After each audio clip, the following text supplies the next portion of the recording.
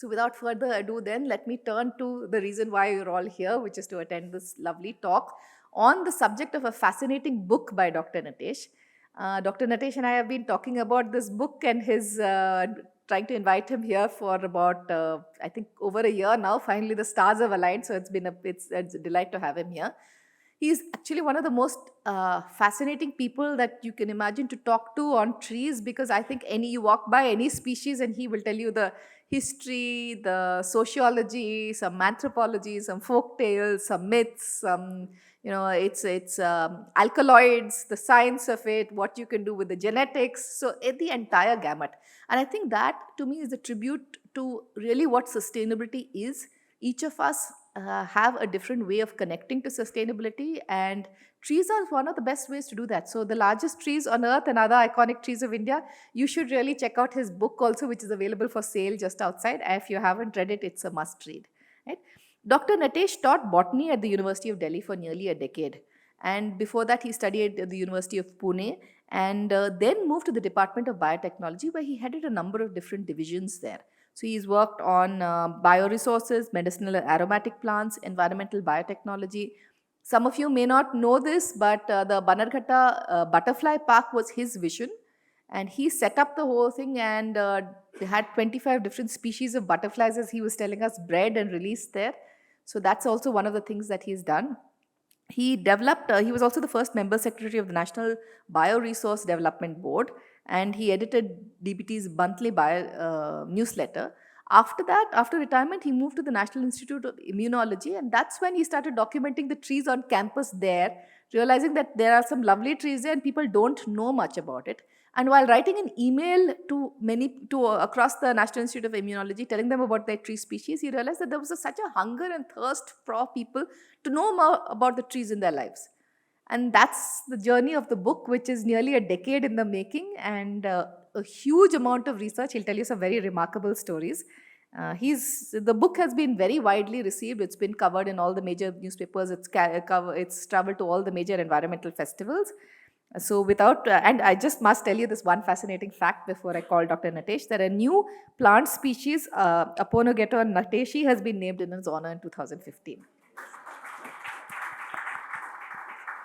So without further ado, let me invite Dr. Natesh to give his talk.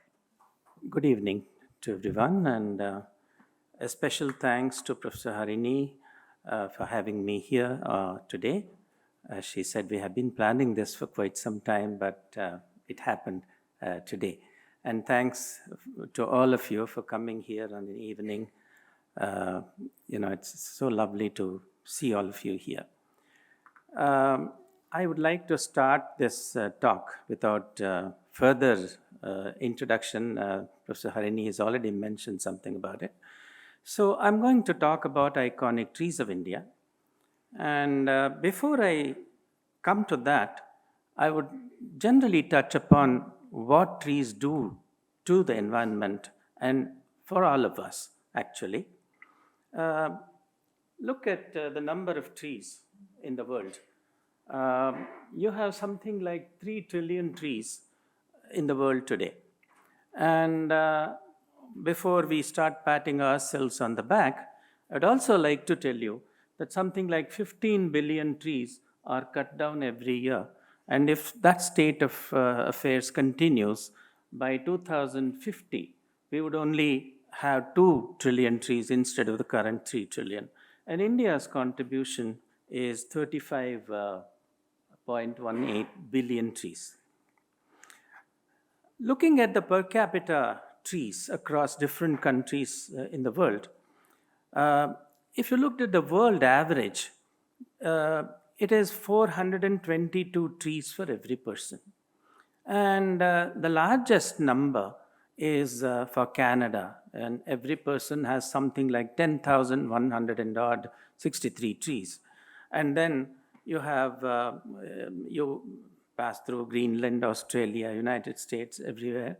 And then by the time you come to China, it is reduced to 130, UK 47, and India is only 28. And that in a country about which we write so much about our richness of biodiversity. We have hot spots, in this country. and so on and so forth. Um, why is it so important to talk about trees? Because, I mean, all of you are knowledgeable about this. Trees are very vital from ecological, economic, and cultural perspectives. Um, you all know that they supply us with food, fiber, timber, drugs, paper, and many other things. They also combat climate change, they clean up the air, they shield us from UV light, they cool our towns and cities. Trees conserve water, mitigate pollution, and reduce or mitigate soil erosion. They also provide canopy and habitat for different kinds of wildlife. Either animals perch on them or make their nests on them, and so on and so forth. Not only animals, a large number of life forms take shelter on the trees, whether they are fungi or lichens or mosses or animals and birds and so on. Uh, they also mark seasons, spring, summer, autumn, winter. They go through different phases, and uh, it's such a beautiful thing to see. They beautify spaces, and wherever there are trees, the property value goes up. And just think about what we could learn from trees in terms of basic biological phenomena. Look at just the case of gene for aging. Now, trees can live for hundreds of years, and some of them live for thousands of years.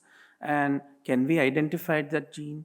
And can we use that in some sustainable manner for promoting longevity of different life forms? So, just to give one example, there are dozens of other biological phenomena that we can learn from trees.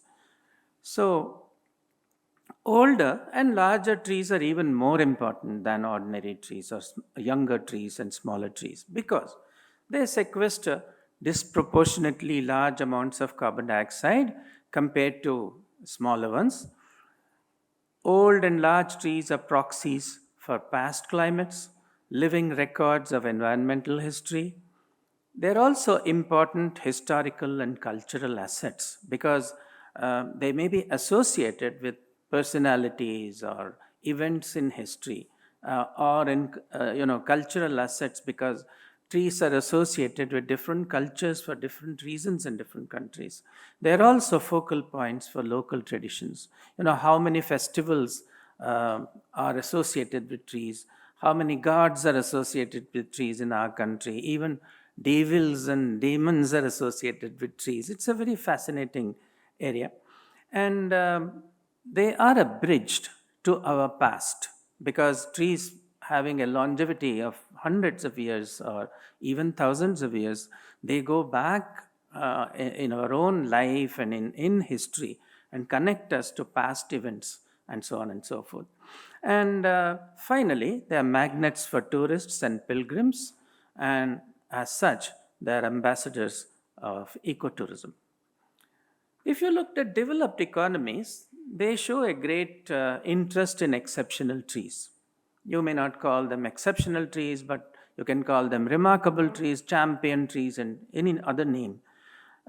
This interest is fueled in such countries through attractive books, citizen science projects, for example, champion tree listings. If you looked at Europe or US, even within UK, every country, every small province has a list of their heritage trees, which is all digitized and put there on the website. People can nominate new trees to such registers, and then it is continuously, updated, and then people can nominate more trees, so new records are built up, and this is how knowledge spreads. And they're also making these canopy walks and ecotourism, which is around those trees. And such champion tree registers, you may see them in UK, US, Australia, New Zealand, Canada, European Union, and so forth, so on and so forth. Also, even countries like Singapore, Vietnam, and South Africa are talking about their heritage trees or champion trees or iconic trees. Unfortunately, we are not talking about such trees in this country yet. What does this mean? If you don't have information, there is also, uh, you know, you don't know where they are, why are they important, and therefore, even if our culture is ancient, we don't have meticulous records of remarkable trees. And that's very sad. Tree species are, as I said earlier, associated with gods, saints, and many other celestial entities. Certain trees attract tourists and pilgrims, but such trees across the country are very rare. I don't know how many of you can name 5 or 6 such iconic trees from India. I'm sure all of you would have heard of the Bodhi tree, which is in Bodh Gaya, and which Buddha is supposed to have, got enlightenment. Therefore, Buddhism as a religion was born under a tree. And you have among the Jains, you have every 24 Tirthankaras, every one of them has a tree associated with him. And either they got enlightenment under such trees, or they actually delivered their first sermon under such trees. And many other religions, for example, Sikhism, there are many gurudwaras which are named after trees. Gurudwara Imli Sahib, Gurudwara Rita Mita Sahib, Gurudwara Amba Sahib, and so on and so forth. So there are almost every religion you can, take, and you will find association with trees. Meanwhile, in our country, competing claims for the largest, oldest, and such things have no scientific basis here. They're mainly conducted through the popular media, and there is absolute exaggeration, and most of those information is not reliable. So, meanwhile, while we are not aware of our iconic trees, agriculture, deforestation, urbanization, and climate change are taking a heavy toll on our trees. I have put some figures here. I could have made 5 slides on this as well, because this story is true for every state in this country.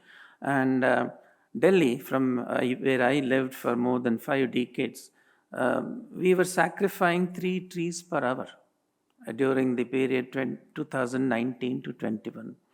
Widening of roads is one of the major reasons for loss of biodiversity of our tree champions.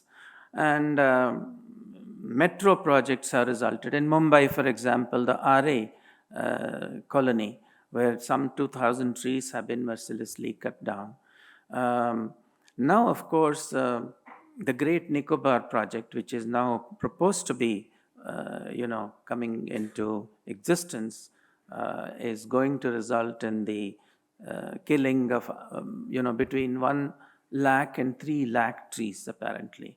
And so, if you don't know where they are, if you don't know why we must preserve them, this would be what will be happening. So when there is no information, there is also no monitoring of the loss of such trees. And there are papers, sporadic papers by concerned scientists. In fact, Professor Harini's group has also looked at urban trees and in the parks and so on and so forth, and characterized what kind of trees are there and so on. There was a major paper last year which mapped some 0.6 billion farmland trees and tracked them over the past decade in India. And they found that 11% of large trees mapped in 2010 and 11 already disappeared by 2018. And between 2018 and 2022, more than 5 million large trees in our farmlands had also vanished. Why did they get destroyed or removed or whatever? Because the partly altered cultivation practices, because earlier, our cultivators used to think that trees within fields are good for the crops. Now suddenly there is a feeling that they are not good for our crops, and they are cutting down trees in the farmlands. So with this background, now let's come and take a look at what are iconic trees. What are iconic trees? To put it simply, iconic trees are individual trees which have some remarkable qualities. And they are individual trees, in my definition, that assume cultural, religious, historical, or other significance and are inseparable components of our national heritage. So, such trees stand out in some exceptional, extraordinary, and uncommon manner. You may like them, you may be overawed by them, you may be mesmerized by them, but you can't be left unmoved by them. And while the local communities in which they are embedded know them well, unfortunately, most of them are not known outside the village in which they occur, or even the district or the state in which they occur. But wherever they are, such tree champions are a priceless national resource to be treasured, nurtured, and protected, and then passed on to the next generation. So, for the convenience of discussing about iconic trees, I have uh, categorized them under these six categories here. There could be more, there could be less. Uh, First criterion is age. I mean, trees that are ancient, they may be 100 years, 500 years, 800 years, 2000 years, whatever. The second criterion I have used is they have some record dimensions, the largest, tallest, broadest, widest, such trees. And then trees that are important in history because they are linked to important events, personalities, or places or periods in history of this country. And then there are botanical weirdos or botanical oddballs, which may be rarities. They may be interesting introductions or having features of special botanical interest. For example, there is a tree around Bangalore near Hoskote, which has something like 630 beehives on a single tree. And this is a world record. The largest people have found is up to 200. There is one banyan tree which hosts 630 odd beehives. So, something very rare. So, such trees are also included here. Then, trees that are of religious significance, there are plenty of them. If you go from Kashmir to Kerala or from Gujarat to Nagaland, you will find many trees that are associated because they're important in religion or culture, for example. The Chatim tree or Alstonia scolaris, or what we call Saptaparni, is culturally associated with Vishwabharati and Shantiniketan because they were built because Gurudev Ravindranath Tagore's father bought a few bighas of land where he meditated under a couple of chatim trees or saptaparni trees, Alstonia trees. So he liked it so much, the place. He bought up a place there and called it Shantiniketan. So even today, graduates coming out of this Vishwabharati University has handed over a few leaves of Alstonia scholaris as a going away present. That culture still lingers there. Also have included groves and avenues of particular significance, maybe the oldest teak plantation in India or the world, the oldest maybe cinchona plantation, oldest rubber, things like this.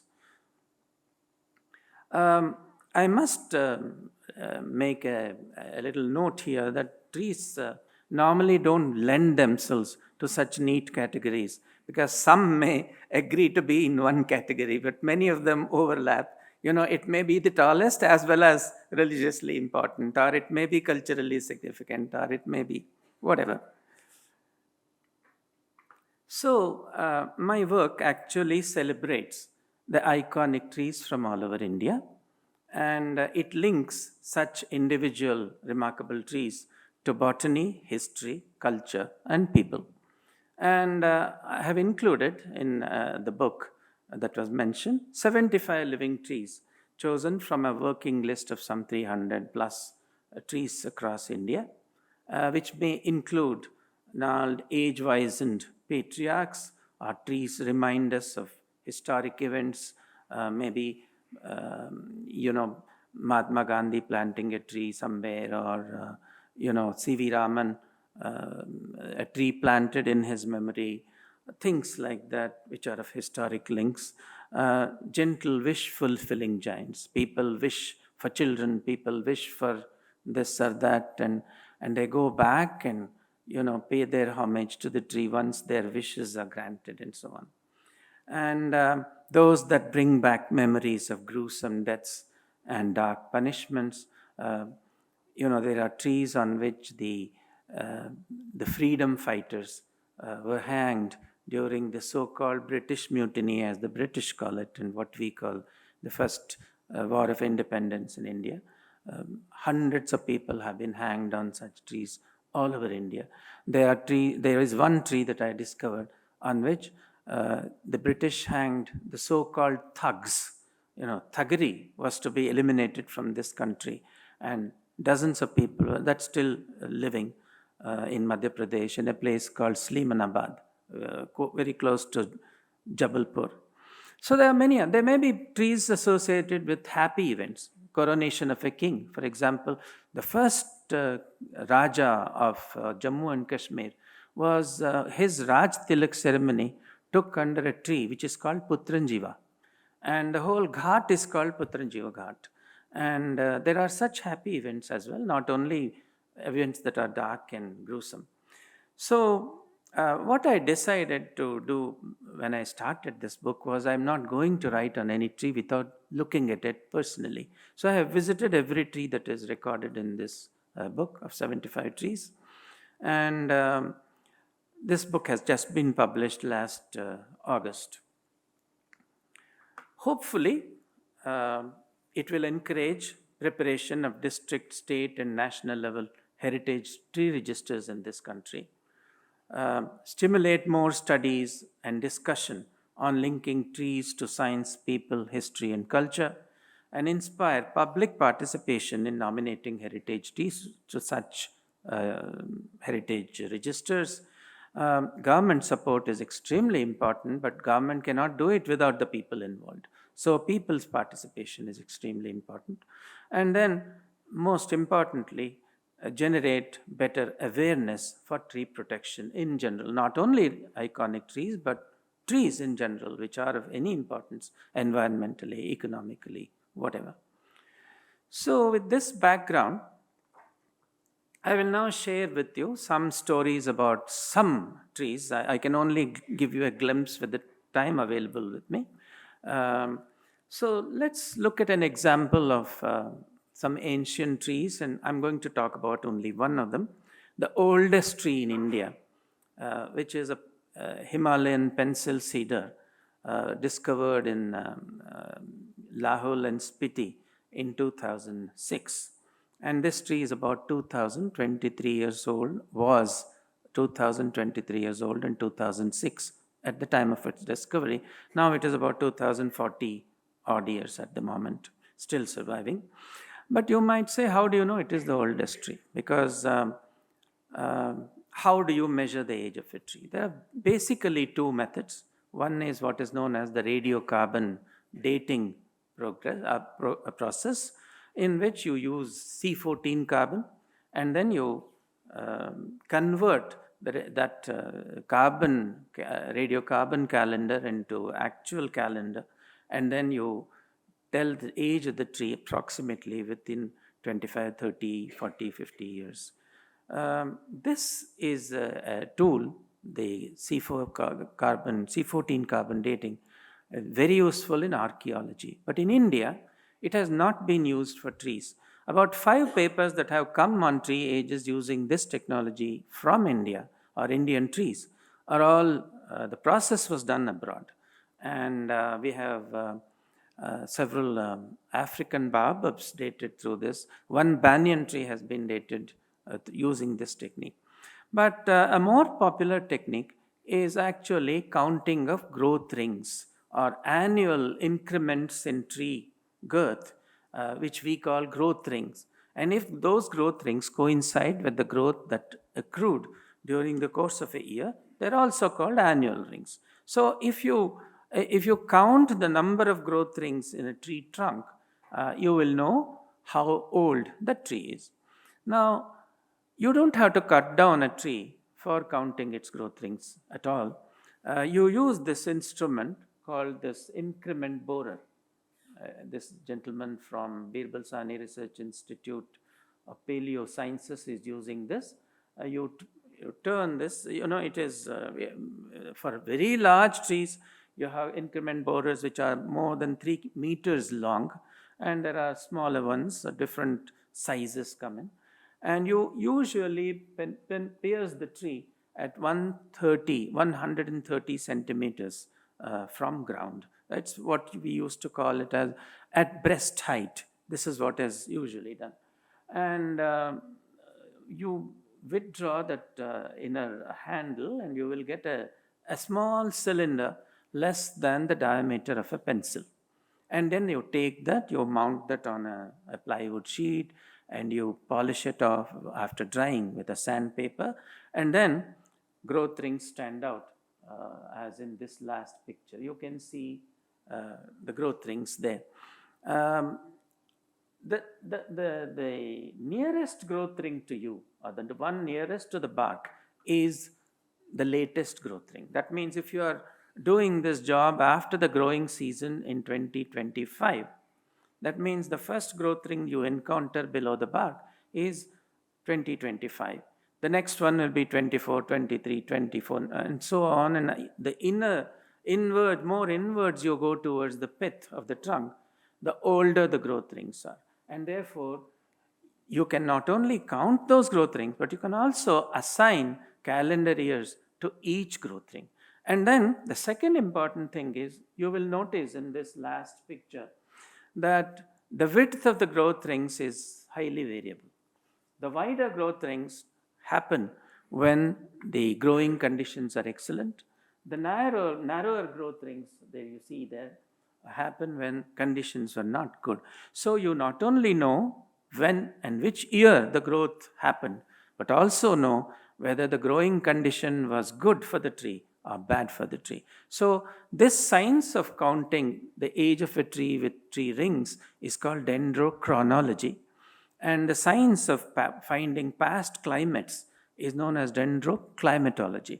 We have a cohort of some 20 scientists today in India who are doing this kind of work. A large number of trees have been sampled, but compared to what we still need to do, it will take us some more time to find the ages of all our remarkable trees. In fact, this tree that I gave you the example of, the one which is 2023 years old, this record may be broken tomorrow, day after, next year, next to next year, because as you find more and more trees, different records will be built up. So once you have determined the age of a living tree, as you see at A, you might find some old trees but which are already dead or decayed on your sampling site. So you can also make a small hole with your increment borer. You can compare that sector of the wood with the one you did with the living tree. And where the rings, coincide, for example, there and there at the end, you know which year those rings are. And therefore, you take your chronology further back. And then further, if you have archaeological sites like old houses, temples, wherever, you find pillars or beams of wood. And if you make increment borers, use those boring tools on them, you might then compare them with this chronology, and you can go further back in time. Therefore, people using these techniques have used in making chronologies which date back to much prior to the birth of Christ. And in Europe and US, you have long chronologies going back to 5, 10, 20,000, may not be 20,000, I think 12, 15,000 years surely back from the time of today. So here is an example of a teak tree. This is from the Teak Museum in the Kerala Forest Research Institute at Nilambur. This huge trunk, you will see this date at the center, close to the center. That year was 1542.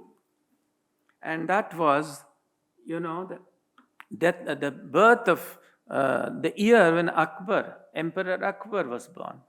And then you move outwards, and there are places where the East India Company was formed in 1600.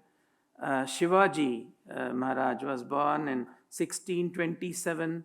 And like this, you can say Jhansi Lakshmi Bai when she was born, and so on and so forth. You can build a whole chronology and identify with each tree ring like this. So this is that oldest tree as of today. This is the record of 2040 odd years. This is a Himalayan pencil cedar, as I said, grows in arid regions of northwestern Himalayas, altitudes of 1500 to 4300 meters. And the samples were taken from Lahore and Spiti. And what is interesting is they haven't analyzed all the samples that they still have with them. And there are also older trees there which they haven't yet sampled. So they may come up with more trees which are much older than this tomorrow. That's why making these registers is very important. You keep on updating. It's like cricket records. Tendulkar makes something, tomorrow somebody else goes up and makes, double century, triple century, like that. So now let's look at an example of a tree with record dimensions. This is what I put in my title, the largest tree on earth, And this is a banyan tree, Ficus bengalensis as we call it, in a small village called Goti Bailu, which is close to Anantapur, near Kadiri. And what is so remarkable about it? They actually looked at the net canopy area taken from Google Maps and compared 16 banyan trees across the world. And this comes out to be the largest among those large 16 banyan trees all over the world. And it is the size of 2.7 football fields, which means 19,107 square meters area. And 20,000 people can comfortably stand under it. I will show you some pictures of this in the next slide. And that is the tree. It occupies a huge area, and you can't get the whole tree in one frame of your camera. And if you go under that, the canopy of that, look at the amount of dry leaf litter under that. And you will hear birds calling, squirrels moving around, other kinds of animals scurrying around, and fungi, myxomycetes, all kinds of things on the floor of this canopy. And legend about this story is very interesting. There was a woman in the 15th century called Timmamma, locally there, and she was a very pious and virtuous lady. Her husband was not doing well. He was constantly ill. She looked after him, and he died soon, and she wanted to commit sati after his death. She jumped onto the funeral pyre. And then, while people were still watching this, one of the branches in that pyre sprouted green leaves. And legend says that sprouted branch gave birth to this tree. It is called Timmamma Marrimanu in Telugu. And it's truly awesome sight to look at this tree if you go there. And today, people have built a shrine for Timmamma under the tree, and they worship her as an incarnation of goddess Lakshmi. And people who seek children come there and pray under the tree. And in the next slide, you will see how people are tying those colored pieces of cloth and even bangles to the branches and leaves of these trees, this tree here. So this is truly a remarkable tree. And on this planet, as of now, this is the largest tree. And this is in India, and we should be very proud of it. Unfortunately, most of us didn't know about this, and I didn't know for several years. Then I went to see this. It was awesome thing, The canopy, if you stand under it, it's at least 3 degrees or 4 degrees cooler than the ambience temperature around. So, a second example I'll give you of a very old and the largest chinar tree in India. Uh, this is in a small village called Chatargam in the Badgam district of Kashmir. And if you look at, if you go to Kashmir, all of you, many of you must have gone, there's no way you can avoid seeing a chinar tree. It is everywhere. If you see that in autumn, it's so beautiful to look at. And the colors on the chinar trees, so beautiful. In fact, in Persian, chinar means water fire. And if you, that is when the leaf colors in autumn were seen by the Mughals, and they called it chinar, means it's such a what a fire like thing this is. So the popular belief among everyone is, in fact, if you ask any Kashmiri, they will say chinar represents Kashmiriyat, the very essence of Kashmiri people. And those of us who go and visit Kashmir can't disagree with them. The only problem is chinar is not native to Kashmir at all. It came from somewhere between Greece and parts of Europe. And people popularly, the notion is that the Mughals introduced chinar to Kashmir. And that is not at all true, because the first Mughal, Babur, and the second one, Humayun, never went to Kashmir.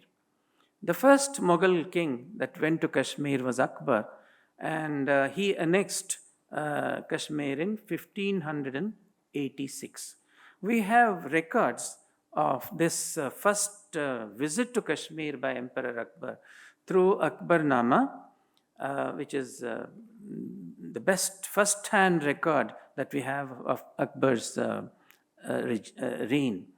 And this guy who wrote Akbarnama, he records that as Akbar was visiting, there was one chinar tree which was very hollow, in which 34 soldiers could get in. And he says, if they had made a little more effort, more could have fitted into that. And imagine a tree which can accommodate 34 human beings in its trunk. And if that was the size of chinar, when Akbar entered Kashmir, how old the tree must have been and how established chinars must have been at that time itself. And to further, augment this notion, one of the mystic and poet, poets of Kashmir, called Laleshwari or Lal Ded, who is revered by both Hindus and Muslims, she makes a reference to chinar in one of her poems. She says, a virtuous and loving wife is like the shade of a buin. Buin in Kashmiri is chinar. Is like the shade of a buin on a hot summer day. I mean, if she gives this kind of analogy, chinar must have been in common cultivation even in Lal Ded's time. And that was 200 years before Babur entered India. And therefore, chinars have been existing much before Mughals came there. Now there is archaeological evidence that chinar entered Kashmir Valley in very early times. And Mughals, of course, took very lovingly to chinar. People like Jahangir and Shah Jahan made it a state tree, and they introduced it as a very essential element in Mughal gardens. If you go and see any Mughal garden in Kashmir, for example, you will see chinars of at least 400 years lined up on the running water in Mughal gardens, Nishad Bagh and so on, and various other places that they built in Kashmir. And this particular tree that you see is the oldest chinar tree in Kashmir. I'll tell you something more about it.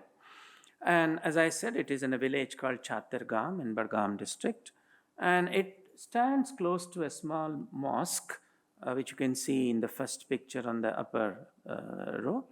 And It was discovered by a state forestry officer called M.S. Wadu. And according to him, this was Kashmir, was not always, it had Hindu rulers as well in much later years, but a man called Hazrat Mir Syed Ali Hamdani, he is considered a very great Sufi saint who came from Persia in 1372, and he brought with him a whole retinue of his disciples and sent them to various parts of Kashmir to spread the word of Islam, and to also he also brought very knowledge of very many skills and papier mâché, for example, that we see very characteristic of Kashmiri art, was introduced by him. Carvings in wood was introduced by him. So, in addition to religion, he also empowered people economically, and he is very well recognized and revered in Kashmir even today. And one such disciple went to Badgam and made it his home and stayed there. And it is said that he planted this tree in 1374. If that is true, and we don't know for sure, this is what people say. This tree must be about 650 years today. And its girth, the trunk girth, is about 15 meters. And that's huge. It's almost like the base of the Qutub Minar in Delhi. And the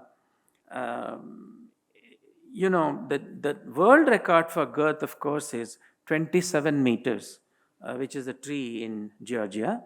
And age-wise, the oldest known chinar is 2,270 years. Two trees hold this record, one in Turkey and one in Georgia. So it is said that this Syed Qasim Shah was also buried under this tree. If there was a mazar of Syed Qasim Shah here, today we don't see any sign of it, because the tree has overgrown so much that if there was a mazar, we don't see it anymore today. Because it grew on that close to his tomb, this tree is also held sacred by many people in Kashmir. Now, let's move to the next kind of trees in my list, trees of historical significance, and I'm going to give you two such examples of such trees. One is this people tree of Ghantaghar in Dehradun. In fact, if you go to Dehradun, many people tell you that this Ghantaghar represents the identity of Dehradun, because it is so beautiful, it is hexagonal. You can actually enter it through this gate and move up and so on. These days, of course, they don't let you go. I think somebody committed suicide and we closed down everything after that. So you can't go up. And even more recently, some actually robbers came and stole away the chimes from the Ghantaghar. So the clock is silent these days. But at one time, when it was actually built, it used to make a very loud sound which could be heard in most of Dehradun. And people also believe that Srimati Sarojini Naidu actually planted the people which is located next to this Ghantaghar. And in fact, for more than 10 years now, the tree has been targeted by the local civic authorities, because they say it mars the beauty of this Ghantaghar. It actually is not letting us improve this Ghantaghar. You can't repair the Ghantaghar. You can't, they want an unhindered view of the Ghantaghar by everybody in Dehradun. So they have been trying to remove this tree altogether, exit, or locate it to some other place. Now, both these attempts have been opposed very strongly by the public, civil, citizens. And newspapers have been highlighting that this tree is the villain of the piece in making Dehradun very beautiful, because our Ghantaghar is not getting beautified, and so on and so forth. So it has been going on, but public has also been opposing this very strongly. And protest by such civil society activists, and one of them was this Citizens for Green Dune, has made very strong case for retaining the tree in its original place in near that Gantagar, because they say if the Gantagar is the symbol of Dehradun, so is this heritage tree which was planted by Sarojini Naidu. It's probably as much of a heritage as Gantagar itself. Now, one day when government was still not listening to them, so all the members and citizens came in their finest, dresses and beautifully decorated themselves. And all of them came, especially hundreds of women one day, and tied Rakhis around the tree. And this made very good press and media coverage. And finally, government said, okay, we will stop killing this tree or removing this tree from here. So thanks to this kind of agitation by the public, this tree has been saved in Gantagar. Now, of course, they have built a hideous fountain around that whole circle, and it looks so bad, and they put lights there, but the tree has survived. Now, the second question is, did Srimati Sarojini Naidu really plant the tree in 1948? She certainly laid the foundation stone for the Gantagar in 1948. And she is supposed to have planted a sapling in that year. When I went and saw this tree, in fact, I saw two such people trees in Dehradun. One was planted by Mahatma Gandhi in a school in 1929. And this one was the other one that I saw, both in the same place. And when I saw the Gandhi's tree, I thought this tree looks so big and so much older than that one. If both of them are probably of the same age, they should not be so much difference in their size. So I thought that there is something wrong. I started looking for records. There is no record to say that Srimati Sarojini Naidu planted this tree. So I must have spent about 6 months asking everybody I knew around Dehradun. I talked to the former chief secretary. I talked to the Director General of the Indian Council of Forestry Research, Director of Forest Research Institute, several journalists. Everybody used to tell me, well, I think it is older, but I don't know where exactly the records are. So finally, in desperation, I thought, let me talk to Mr. Ruskin Bond, who writes so much about Dehradun, and he writes about trees of Dehradun as well, very well connected with nature as he is. He is now 92 or 93 years old, and he doesn't receive phone calls anymore. So you have to first talk to his grandson. And the grandson puts this question to him at the dining table, and then Mr. Bond tells his grandson the answer, and he relays it back to people who ask questions. So I went through this process, and sure enough, Mr. Ruskin Bond said, no, this tree was all there when I was a small boy. So this is much older than 1948. And if so, that is even much more of a heritage than the Gantagar which came up in 1948. Now, in 1980, there is a picture I sourced while I was asking many people, which was taken reputedly or reportedly in 1881. And you will see that there is the tree there. And there is a tanga stand under the shade of that tree. There was also a water tank near that place. But the reason I could not include that evidence was that I didn't know who took that picture. I had no means of knowing that it was taken in 1881. So I had to go back to other people and get this, verified. So the point that I want to make is, built heritage in this country is almost always favored over living heritage. If there is a small building, even if it is not of the same value, we think that is much more important than a living, breathing heritage. So the other example I want to give you is another historical tree from Karnataka. I didn't choose the trees from Bangalore because I know you can go and look at them. This is a tree from Bijapur, or what is today, I think, is called Vijaypura. And this tree was used as an execution tree during the Adil Shahi era. And African baobab is called Adansonia digitata, and every single tree that we have in this country has come from African continent to this country through the Indian Ocean route. And in fact, somebody has done the DNA fingerprinting of all the baobab trees in the east coast of Africa and the west coast of India. And genetically, they have been established that they have all been derived from our African baobabs. So this tree was approximately 450 years old when I took that photograph, the upper one. I visited this tree in 2014, and this was indeed used by the Adil Shahi dynasty as a tree under which people were either beheaded or criminals and political opponents were hanged from its branches. And in fact, if you really want to hear more about this tree, there is a beautiful book called Tara, a Maratha tale, written by a man called Meadows Taylor. Now, Meadows Taylor was a self-styled captain who did not work for the East India Company, but he was an employee of the Nizam of Hyderabad.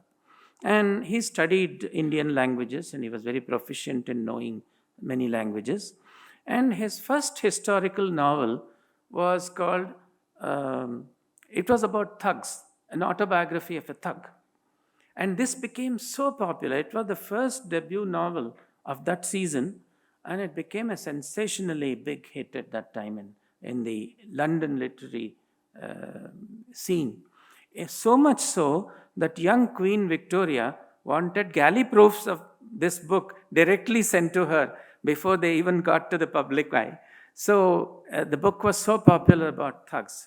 This was written in 1829. Now, by the time he wrote Tara, this novel came out in 1863. And Tara is about, a time of history in which the Adil Shahi dynasty is waning and the Maratha kingdom is on the rise. And it's about two people and their love story, a Muslim soldier officer and a Hindu girl. And he weaves history so beautifully into it. It's a very unputdownable book. And if you haven't read this, please make it a point to see this book and read it. It's available on the internet, or you can get it from Amazon anyway. So Meadows Taylor, in this book on Tara, mentions this tree 17 times in his book. And when I went to Bijapur, I said, oh my God, this is the tree which Meadows Taylor wrote about. And how do I know that this was the same tree? Because Theodore Cook, a botanist, he was an architect and many other things, he has written the flora of the presidency of Bombay. And when he refers to Adansonia digitata in Mumbai today, he says, this is the tree that Meadows Taylor wrote about in his book Tara. So this is a very historic tree. Hundreds of people must have died under this tree, and blood must have, flown under it in rivulets, actually. So I saw this in 2004, but unfortunately, this tree collapsed very suddenly in the June of next year, 2015. And within a matter of a week or 10 days, it fell down and it's no longer there. It stood on a private land near Ibrahim Roza in Bijapur. And the last two pictures there at the bottom were taken. I have taken them from the Hindu, which reported its death in 2015.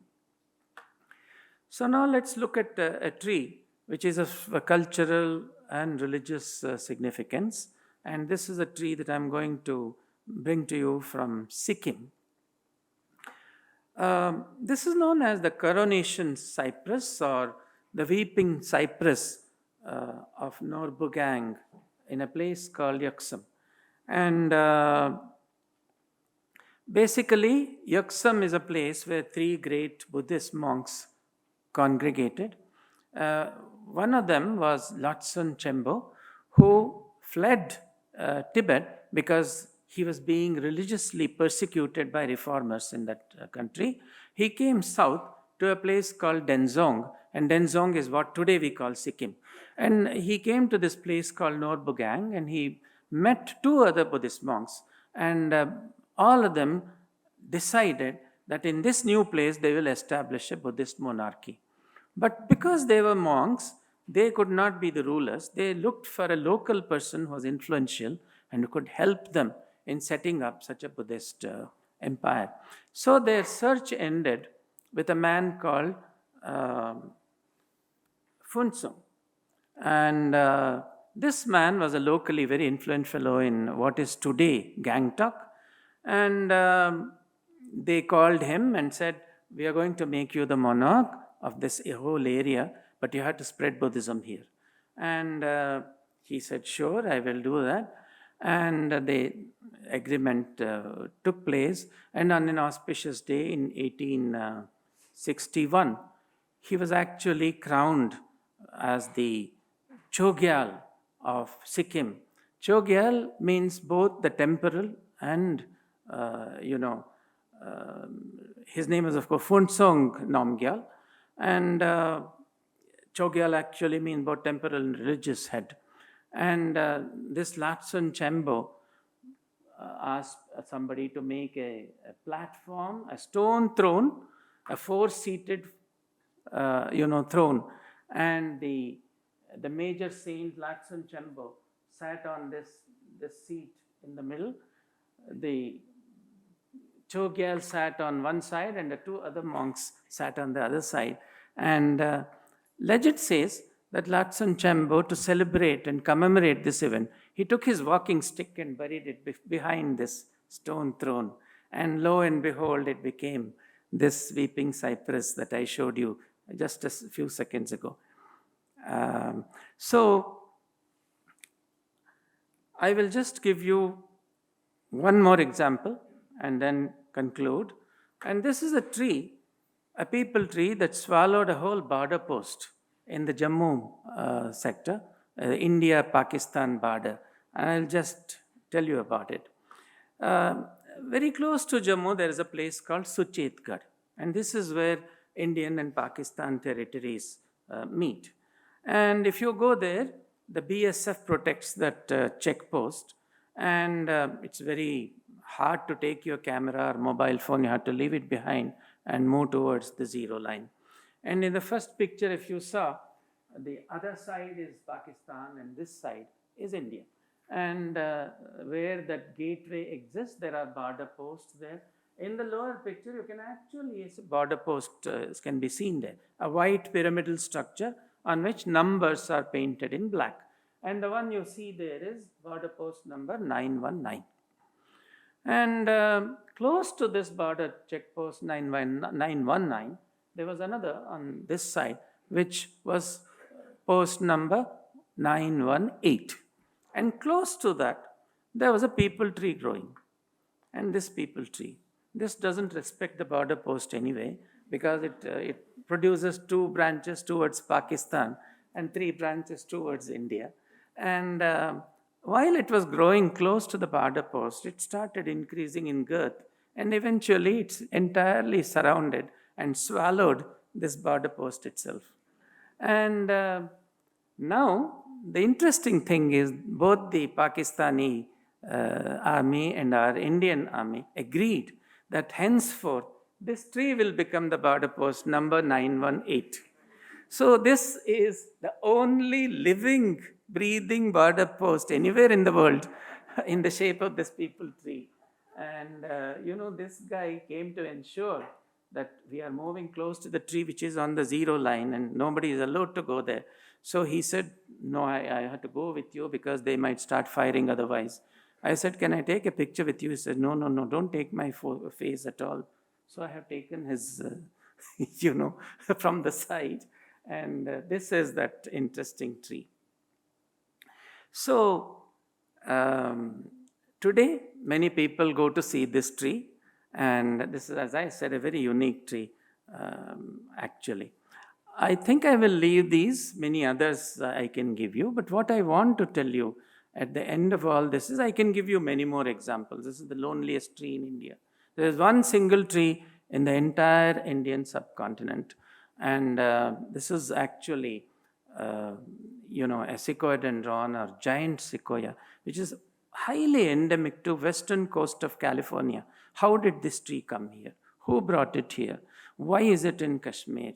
And unfortunately, it cannot reproduce because no seedling comes out of this. So, although it was discovered in 1975, it's the only one of its kind in India.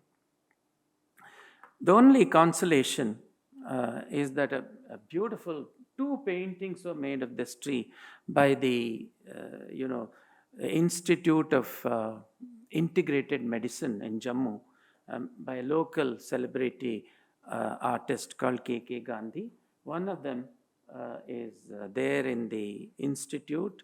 The second one was gifted to the Central Drug Research Institute in Lucknow. So, I could have given you many more examples of trees which are important in this and that, or stand out because of some of the reasons. So, at the end of the talk, I would like to summarize that, it is very important to know the kind of richness that we have in this country. And awareness is the first thing that is very important. And my endeavor of writing this book is to make people aware of what treasures that we own in this country. Because awareness leads to appreciation. And appreciation, from it comes ownership. And ownership leads to protection. And I hope the first step in this is going to be becoming aware and then taking charge of those treasures that we have and then pass them on to the next generation. Thank you very much once again to all of you. And thank you.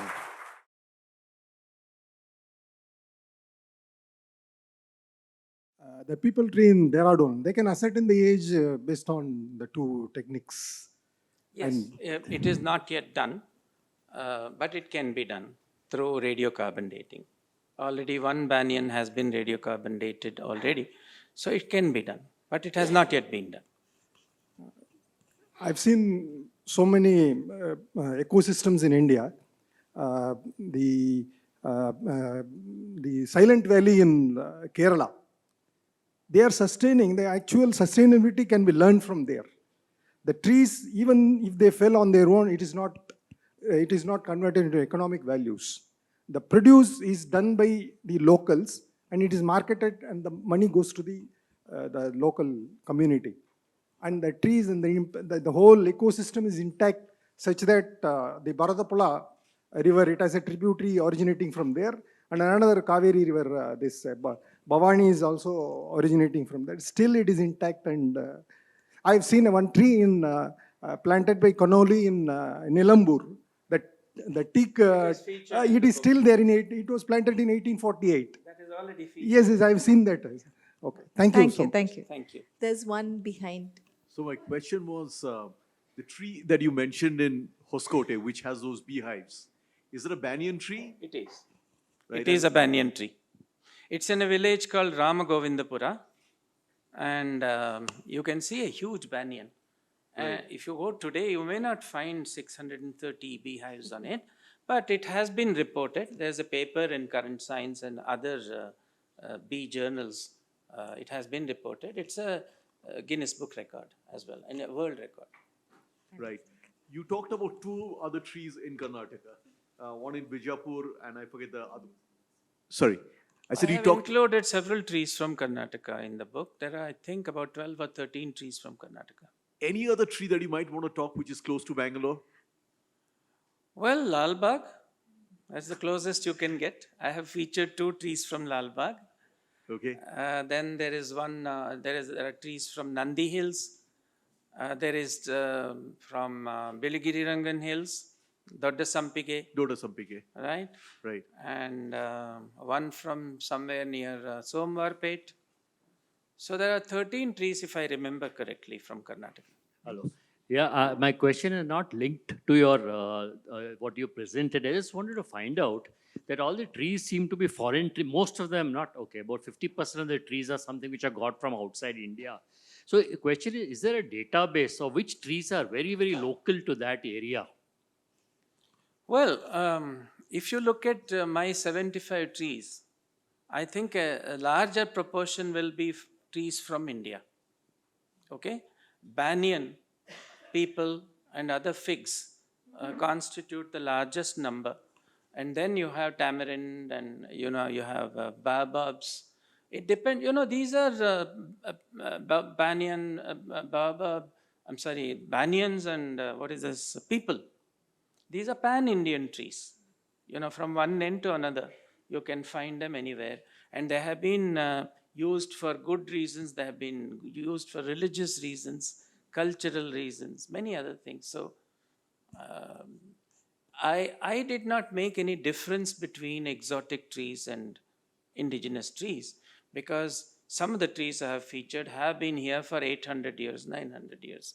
How long more do you want them to be in this country to be called our own? In any case, people from,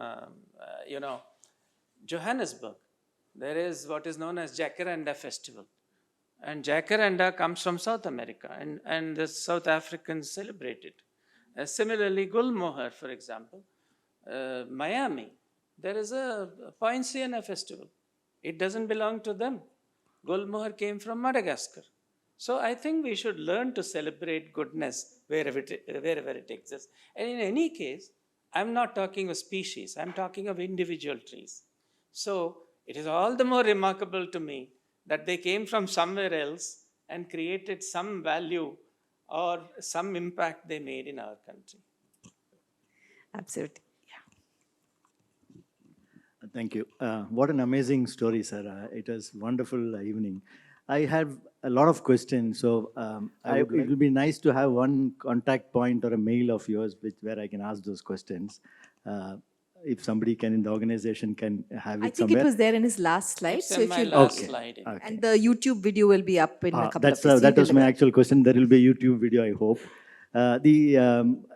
What I wanted to say as a comment was, I mean, it's an amazing story of trees woven with history and culture and so on. I was wondering, conserving trees in India should be, at least in India, should be linked to these emotions. Because I have seen trees preserved because they are, even when they are on the road, roads going around it because it is important, because there is a small temple there or something like that. Making these trees heritage is known and importance known in such manner is amazing. I think it's a great thought to preserve trees. These are all comments. One question only. One question is, there is a gloomy picture of how many trees are being cut. My question is, how about how many trees are planted? Is it compensating or are we lost? No, if you cut a very old tree and plant 300 other trees today, remember this, just for carbon sequestration, there is no comparison at all. By the time this tree becomes 800-year-old, the new one that you planted, it won't give you that result today. So what I say is, keep planting new trees, but please preserve our existing trees as much with importance as you allot for planting new ones. Absolutely. Hello. First of all, it's a very good presentation, a perfect blend of storytelling and information. So my question is, while land rehabilitation and afforestation practices, could you enlist some of the trees that would be versatile over the different relief feature across the country? And we talk about some of the villain trees, such as eucalyptus, that absorb more water. So how much you support this fact? And do you believe those trees should supported to grow or plantation? And what is alternative for those species? I have even featured, I think, 2 eucalyptus trees or 1 eucalyptus tree in my book. This one is from the Arambe Shola in Ooty, for example, and there's one more planted by an Englishman, Horsley Hills in Andhra Pradesh. The question of whether plantations of eucalyptus should be done or not is another subject. The fact that this is a relic of the old plantations made by the British in Ooty, for example, attracted me. I'm not advocating that it should be spread all over Ooty or wherever you like. But for me, that historical element is important. For example, who introduced eucalyptus to India? Do you know? It was Tipu Sultan. And he is supposed to have introduced 18 species of eucalyptus to Nandi Hills. Most of them are still there. And three of those eucalyptus trees, which are heritage value, were cut down by the horticulture department, which looks after Nandi Hills. I don't know whether it was indifference, ignorance, or just what it was. Now, they cut it down because there is a dilapidated guest house which was being used by Tipu Sultan in his days. And newspaper reports exist that how dilapidated that guest house is. And in order to preserve that guest house, they cut down 3 living trees, which are great historic value to us. So, Yeah. I have a question on the Indian mythologically, Lord Krishna used to play his flute under Kadamba tree. So have you found in your whole research any Kadamba tree which is 5,000 years I have old? featured one tree from Brindavan. That is the tree which they say from where Krishna jumped into the Kaliya river and he danced on the hood of that snake and so on. It's definitely a very old tree. If you looked at the picture so that I could have shown it, but you know, each one tree is very interesting. So there are beautiful stories about it. Today, that tree is supported by, I think, 4 or 5 pillars. The branches otherwise will fall off.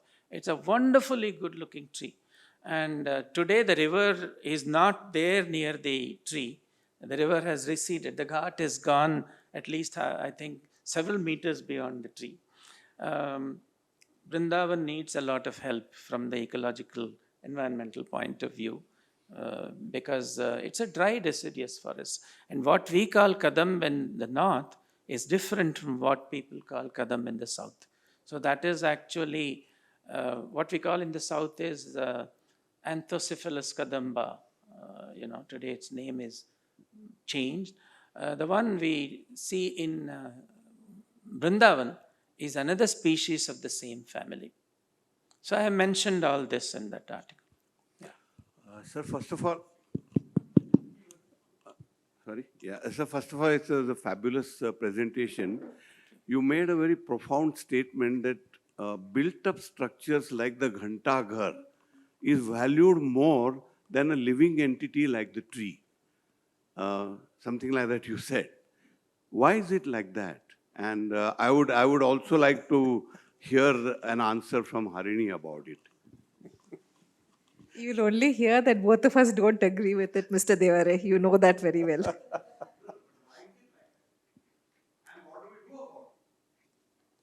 Well, we need to change people's mindset. Right. Protest. Write about it. Protest about it. Educate people about it.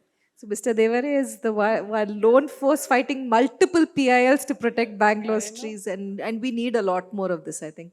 Absolutely. Hello, thank you very much for the talk.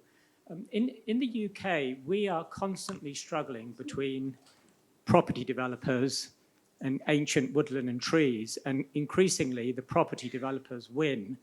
And we not only lose a single tree or two, we lose whole ancient woodlands to development. How successful, now India is obviously modernizing at a rapid rate. How successful are you at stopping the development and the destruction of ancient trees? How do we stop the destruction of ancient trees? How do we do it, and how successful have you been? Not you personally. Well, wherever civil society has been very good in their protests, they have saved in quite a few places many number of trees. For example, Rani Bagh in Mumbai, 150-year-old garden full of ancient trees. Suddenly, the Maharashtra government developed a notion someday saying that they want to convert that into a Singapore-style zoo. And they said, we'll cut down some of these trees and make some buildings to accommodate animals there. And this suddenly they made a Save Rani Bagh group, and public supported them, with very great enthusiasm. And the fight went on for nearly 11 years, during which time they even brought out a beautiful book a coffee table book called Rani Bagh at 150 years. And finally, with all this agitation, they prevailed over the government. They changed the zonal, plans. And today, a multi-storied building has come up without cutting too many trees. They have brought penguins from South Africa and many other things. And they succeeded in highlighting why their precious trees should be preserved.